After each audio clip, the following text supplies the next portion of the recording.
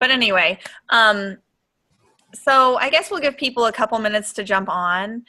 But I started looking at my notes because I was planning on kind of going over what every speaker talked about tonight at that leadership thing.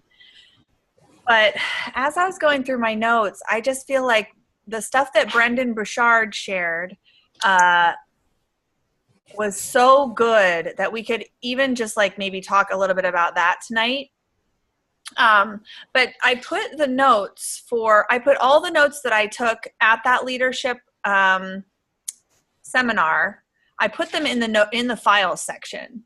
So if you guys wanted to like, I saw that. I don't know if you want to like, rather than writing down stuff that I'm saying, because I wrote down like my key takeaways from those notes. So I'm going to I'm actually going to make it so my screen's like half that and half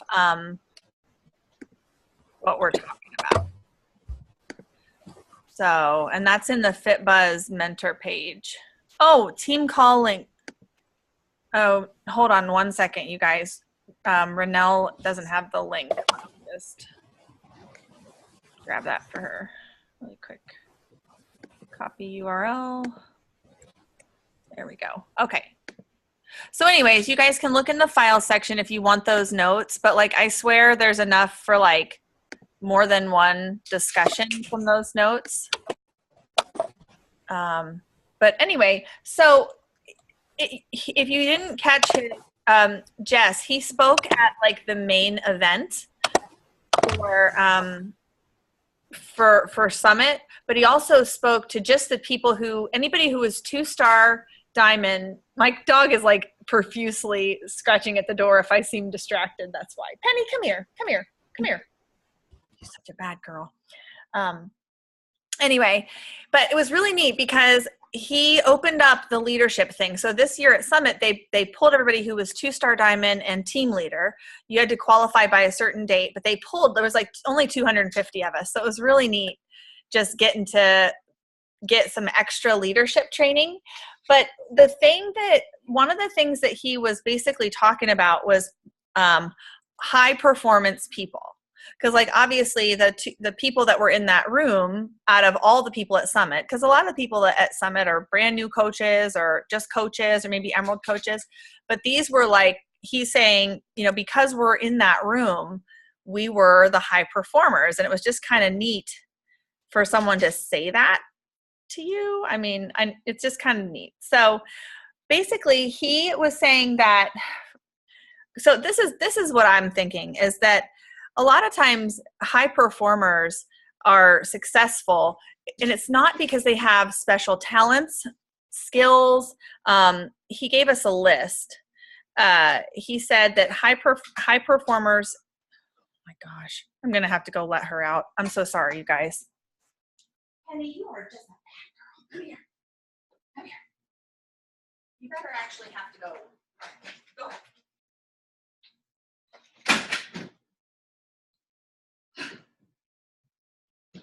I'm so sorry. And in 2 seconds, she'll be scratching on the door to get back in too. But anyways, he said high performance is not associated with age, gender, nationality, intelligence, strengths, creativity, empathy, years of experience, or compensation. So it's not about what your skill set is, how much experience you have. It's how much time and how much effort you put into things. And so the people who tend to be the top leaders of the company are the people who are, they're thinking of what they do as a duty of their day. Like if they don't get it done, they feel weird. Okay. And I want you guys to feel that way about your power hour and about your invites, because think about it like this. If there was gold buried in your backyard and you knew there was gold out there somewhere, wouldn't you spend a little time each day digging little holes to see if you could find it? So that's kind of like inviting. Like the more people you meet, the more people you talk to, the more people you ask to join the challenge group, the more people you ask to join coaching, the more people you are going to meet that say yes. It's all about numbers. But anyway, so these were the things in the notes of his that I thought were the biggest that had the biggest impact. And I wrote some questions for us to talk about too. So he's saying that achievement is not the problem with high performers. It's alignment that is the problem. So what he asked us to do was to question ourselves, to question our habits, because we are what we repeatedly do. And, just being more engaged, being more intentional about being engaged, just doing more rather than thinking about it, just doing it and being more joyful about what you do. That really hit home for me, because he said, you can have all the strengths in the world, but without the right habits, you're not going to be successful. So I want you to write down, and you don't have to share them unless you want to, but write down 3 habits that you need to take control of that are holding back your business. Maybe share one of your 3. I'm going to write them down too. What 3 habits could possibly be holding you back? And not just because you write it down doesn't mean you have to change it right away, but something that you maybe need to work on.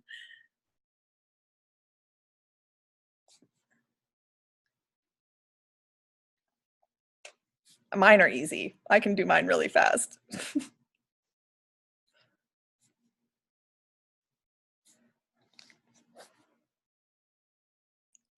Okay, I'm going to share mine, and maybe if you guys want to share yours, I'll share mine first though. So I thought of 3 right away, because for me, one of them is something that I really enjoy, and it's a habit that Justin and I have gotten into, because by 10:30 or 11 at night, I am like, my brain, I don't know about you guys, but like with my kids and with work and with everything, I just want to kind of shut off for a little while. So we watch a show, and we usually watch one, but sometimes one leads to 2, leads to 3.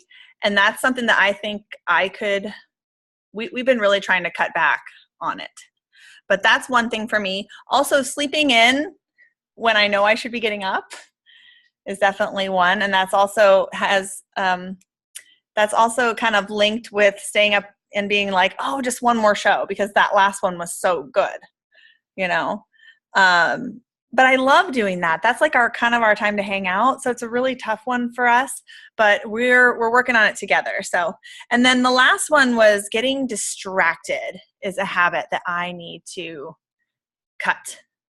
Like getting distracted by drama, getting distracted by the news feed, someone's post, getting distracted by looking at other coaches' pages too much, getting distracted by comparing myself. So those are mine. I laid it on the table there. So you guys want to share any? I'd have to agree with the distraction. And there was a team call a few weeks ago about where you're spending. Can you hear me? Yes. By the way, I'm outside. You can hear me? Okay. There was a team call weeks ago that keeps coming to the front of my brain about where you're spending most of your time with your business. Are you spending too much time in editing your videos or making cutesy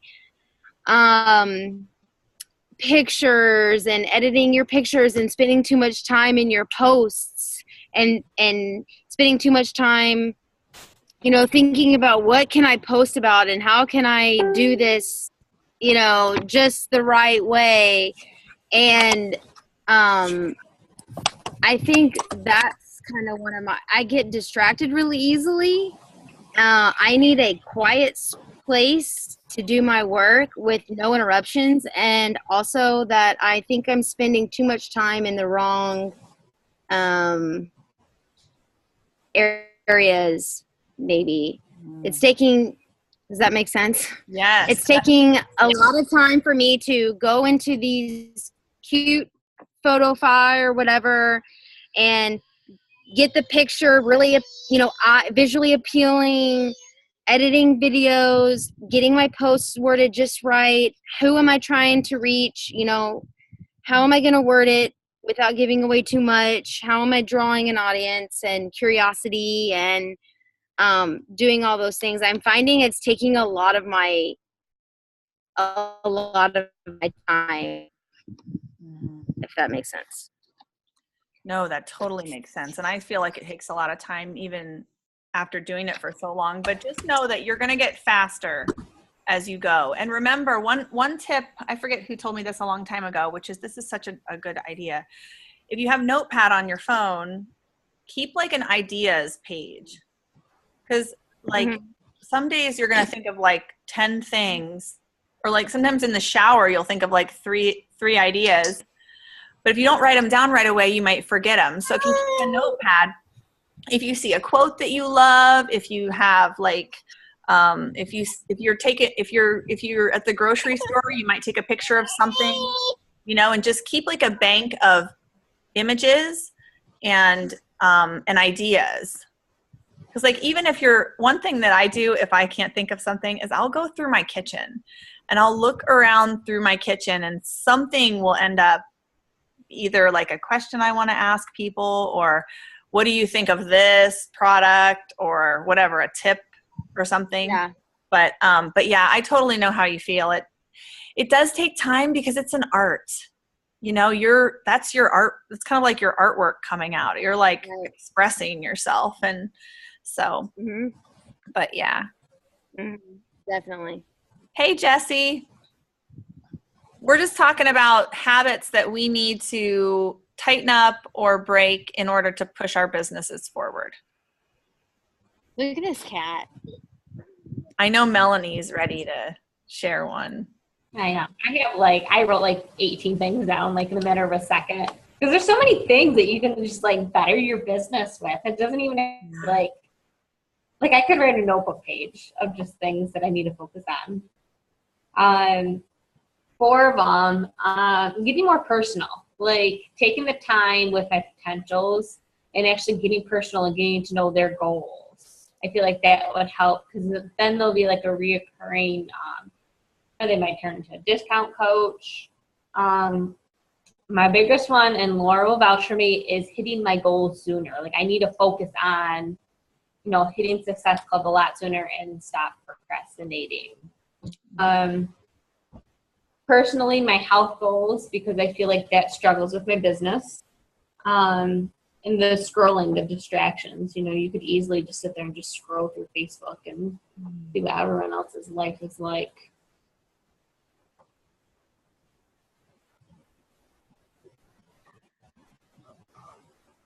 I thought of something for one of your, what was the second one you said? My mind went blank because I started thinking about scrolling the news feed.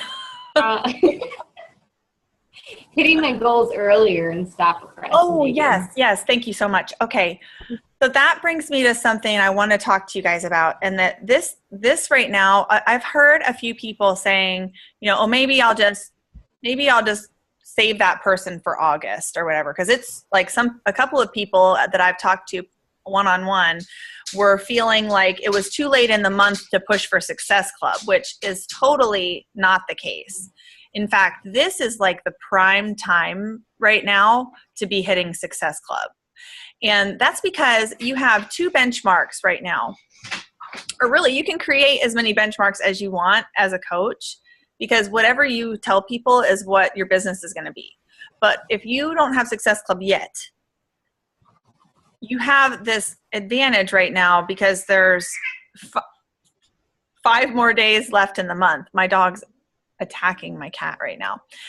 There's 5 more days left in the month. So you can create a sense of urgency right now with people. You could do a sign-up incentive contest. You could say, if anyone who signs up between now and the end of the month is entered to win a prize. And I actually have a video on YouTube that explains how to do that. But also it gives you such a great excuse to message people. If you just recently invited somebody, right now is the time to just message them and be like, hey girl, how's your day going today? I saw you and your daughter went to the park earlier today. looks like it was such a pretty day outside or something. And get engaged with them again, even though maybe you invited them and maybe the conversation kind of fell off from the invite, because sometimes people avoid it. Just, this is the perfect time to start a conversation with them. And then tomorrow you message them and you say, oh, last night I was meaning to remind you about the deadline to get into our group for August is coming up soon, and I didn't want you to miss it. Because you can create that urgency. And then also you can create some more urgency in August, because the group doesn't start till August 7th. So once we go over the hump into the new month, then you can use that first 7 days of the month to lock in your goals, because you have that urgency factor. In the middle of the month, it's kind of like you don't have that urgency factor as much. But right now, you guys, this is the time. Like I'm limited. I'm making myself, I really am pushing myself hard to try to get 20 invites a day in, just because I know that what I do now is going to get me a couple more people this month, and then it's going to get me Success Club at the beginning of next month. So right now is a great YouTube video in the team page. Yes, I will. But the main point in my YouTube video is that the fortune is in the private messages. So like some people do these incentive contests, and they think that just the contest itself is the reason why people are ordering, but it's really it's the incentive plus it's the urgency factor. Like you have to order in these 5 days, because you can message someone about it. You can post your sign up incentive contest tomorrow and message everybody to make sure they saw the post. Like, hey girl, I just posted this contest on my page. Did you happen to see it? And they're like, no. Oh, well, I can tag you in it if you want me to, and you'll tag them in the post. If they say, yes, I saw it, then you can start talking to them more. But then anybody who shows interest, then by the last day of your sign up incentive contest, so the last day of the month, you can be like, hey, it gives you another excuse to message them. Hey, this is the last day of the contest. I just didn't want you to miss out. It's all about just making new reasons to follow up with people, because it's all about following up, guys. So anyways, did you want to share one, Jess or Jessie? I'm sorry, what? We're talking about habits that we need to work on or change or limit ourselves on to help move our businesses forward.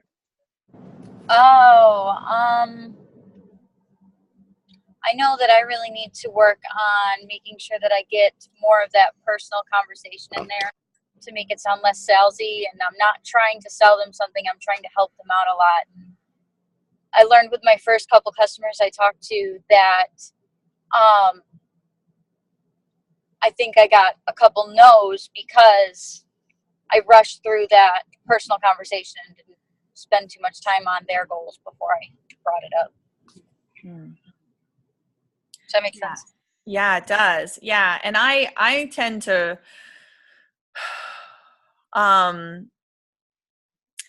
invite people right away. I'm going to be completely honest, but what I do is I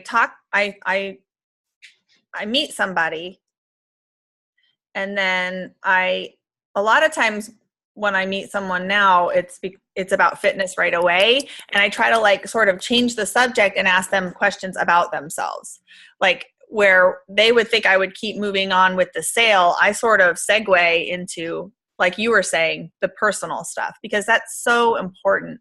And also it helps you to connect with them, and then you can kind of connect with them on a whole bunch of different levels.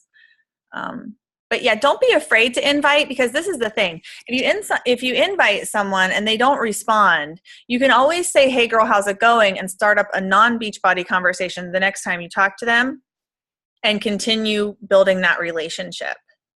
Okay. And that's where, because you'll find that people will, the longer you stick with this, the more you'll start to see those people from the past jumping out of the woodwork. Like, all right, Jessie, you know what? I said no last year, but I'm ready now. I need to change my life, this and that. And if you keep going, if you keep being consistent and they're following you, then they're going to remember you when they need to change their life. They're going to be like, wow, she invited me and she has been looking so awesome and so happy and her life has gone great this whole time. I need to get back in touch with her. That's how it works. So cool. Okay. Yeah. Thanks. You're welcome. So there was a couple other things that he shared about that were so awesome that they blew my mind. So one of the things that he said that high performers, one of the reasons why high performers are not successful or they might burn out, because you see high performers burning out all the time. I've had 3 coaches now get success starters and then quit right after that. Because what high performers tend to do, and tell me if you do this, guys, you've got like 50 tabs open at once on your computer, and you're going back and forth from talking to people to doing a project on PicMonkey to doing something else. And there's just so many different things going on. And so you finish a project and you instantly close that window and go to the next project, right? I mean, that's what I've always done. But what he said that with high performers, what you need to do is master your transitions. And you need to recharge yourself in those transitions. And I got to get his notes to explain, but I want to try to do this with you guys. So he did this exercise with us. And at the end, like everyone was like cheering in the room. So I don't know if I can match what he did. But basically what he said, I'm trying to find this here. Okay, so basically during your transition, even if it's 30 seconds, you want to release. You want to do a release meditation. Okay. And then basically it's a quick break, like a quick meditation. So what he had us do, he had us all close our eyes. So close your eyes. Well, I know, Jesse, you're on the move, but you other guys, Jess and Melanie, close your eyes. And he said to just relax your body and like wiggle your toes, wiggle your fingers, and just kind of relax your whole body. And then think of your energy level on a scale of 1 to 10. So I want you guys to picture where you're at right now. And then he had us breathing. So breathing deep. I want you to bring your energy level up 2 notches. So if it was at a 4, I want you to bring it up to a 6. And I want you to picturing just lightning bolts of energy coming from the universe into your body. And just more deep breaths. And picturing just energy coming from everywhere around you, just going into your body. And then bring your energy level up a couple more notches. And he just had us keep going and going and just continue to just picture that just white light, that white energy just emitting into you. And then he had us he said, start bouncing. We were standing when we were doing this. But he said, start bouncing little bounces and picture your energy level going up even 2 more notches from there. And then, okay, and then I'm not going to make you guys go woo-hoo-hoo, but at that point, everyone was like, woo! And like, honestly, even just after doing that with you guys, I feel better.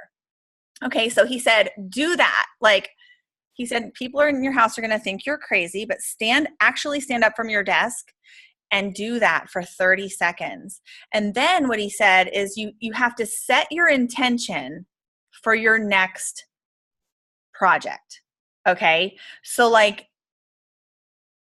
in your car before you go into work, he said, or at your desk, set your intention, like something like, I'm going to go into this meeting and I'm going to inspire my coaches and I'm going to help them have an internal motivation to be successful.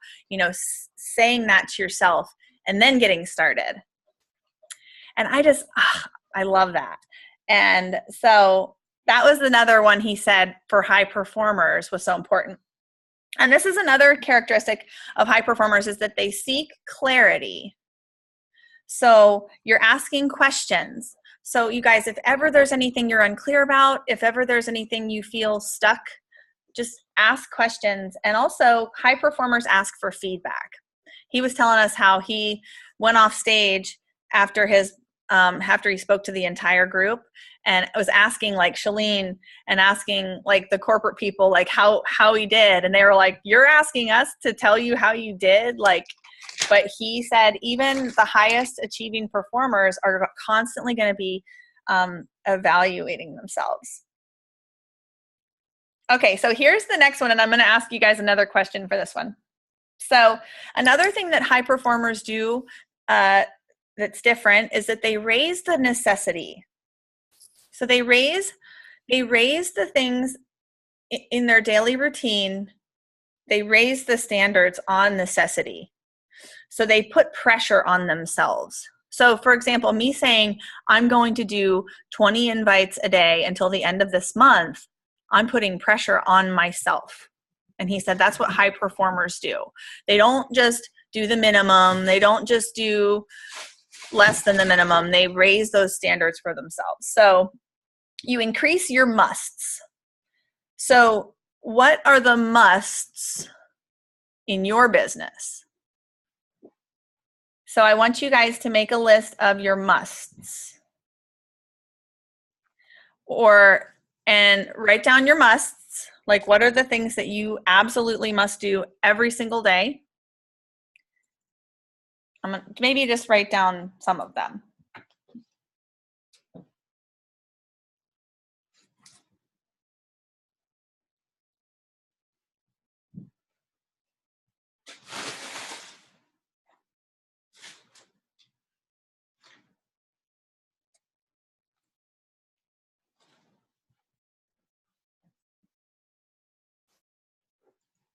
Okay, so whatever you wrote down, I want you to look at that list and think which one of your musts are you missing this past week? Or what do you need to add to that list? One of the other speakers was talking about what new coaches should be doing, what diamond coaches should be doing, what two to 5-star diamonds should be doing, and what five-star plus diamond should be doing. And every single one of those, every single one was inviting was the most important thing. Who said this?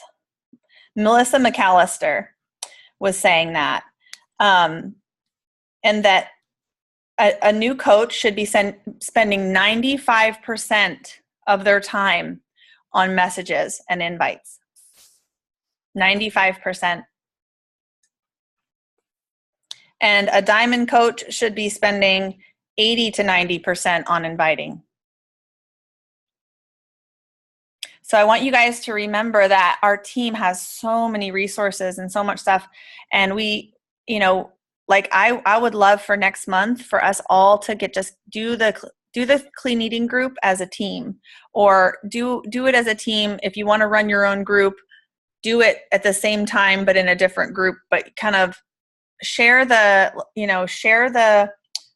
don't spend lots of time. Like Renelle was saying, she's spending tons of time like on making sure all her posts are so perfect.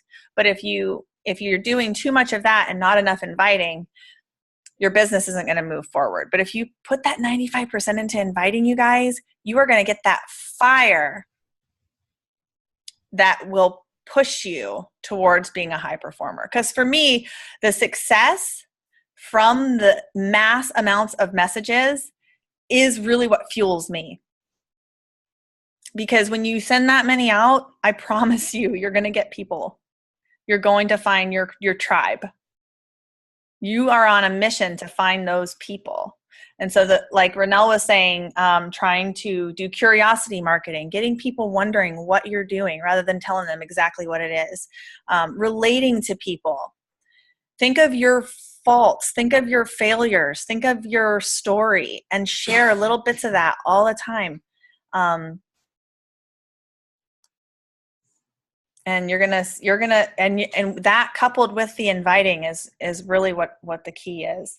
But even 2-star to 5-star diamond should be spending 75% on inviting, and then even 5-star and above diamonds still should be spending 70% of their time on inviting. I think I fall short there because I think I spend a lot more time on other stuff too. So, and then, okay, there were a couple more that I wanted to share with you that he said, and D was know your blockbusters. So basically get to know what type of posts do you do that get the best engagement? What kind of, what do you do exceptionally well? And focus on that. Just because someone else is doing something doesn't mean that's your blockbuster necessarily.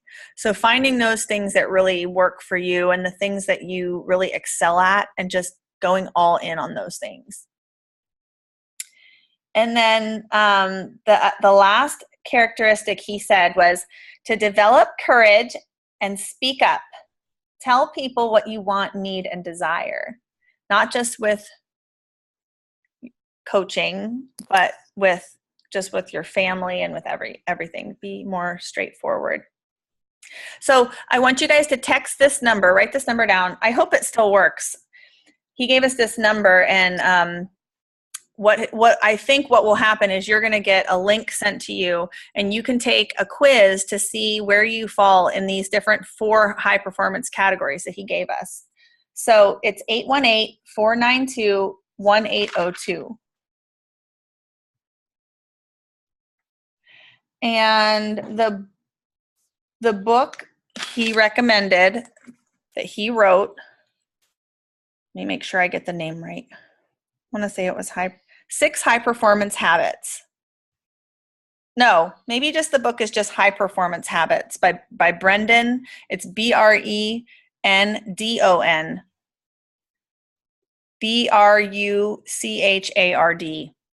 And he's huge on YouTube, you guys, too. So you can subscribe to him on YouTube, and he has business advice, personal development advice. He was he's Oprah's mentor,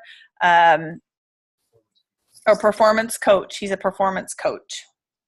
So we're a little over 9:30, so I wanted to give you guys a chance to ask questions and stuff. I was going to have you guys rate yourselves. That was the one thing he said, that as leaders, I should have you guys evaluating yourselves. So I want you, and if you've done this already, I want you to do it again tonight. This could be something you do on a weekly basis. I'm going to put it in the chat window here. But I want you guys to fill out this form. Whoa, it's a really long link. This is a form you can fill out online, but you'll be able to self-evaluate yourself.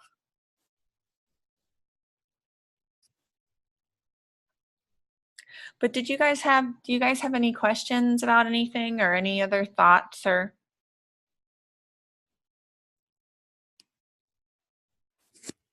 Okay, cool. Cool. So I have a lot more notes from that leadership thing, but I think I'm going to just digest them more and maybe, I think next week, I'm pretty sure next week is our coaching opportunity call. Let me make sure really quick. And that a coaching opportunity call is just a call with just it's kind of like a sneak peek group. Basically, it is, sorry, I'm trying to find the page. Just making sure it's next week. I'm pretty sure it is. I think next week's the last week of the month. Basically, it's a call for us to help people get off the fence about coaching. So we're going to be talking about coaching. Actually, I was going to see what you guys thought, because there's 2 different ways we could do this call. We could do a regular coaching opportunity call that's just about coaching, that answers common questions about coaching for people who are thinking about coaching. Or we could do a call, and it would be like, what is a challenge group and why do I need a coach? Kind of a thing. And it would talk about coaching too. It would talk about coaching, but it's kind of like talking to them about being a challenger too. So I would love it if you guys would want to talk on the call or give your story or do the call with me. So let me know if you guys want to do that. The what is a challenge group and why do I need a coach one is cool, because it allows for a few people to give their little success story during it. Jennifer Dedrick and I have done it before. So anyway, that's next week. And from now on, the calls will be on Tuesday nights.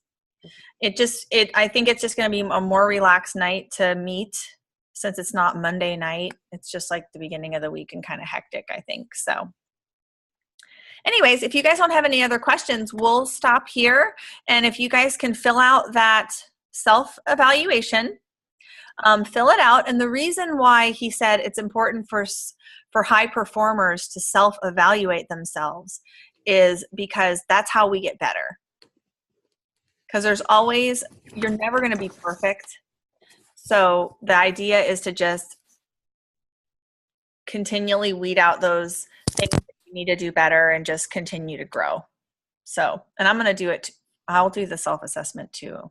But all right. Well, you guys have a good night, and thank you so much for coming, and I will talk to you soon. If you guys need me, you can message me anytime. Thanks, Laura. You're welcome. Bye. Have a good night. You too.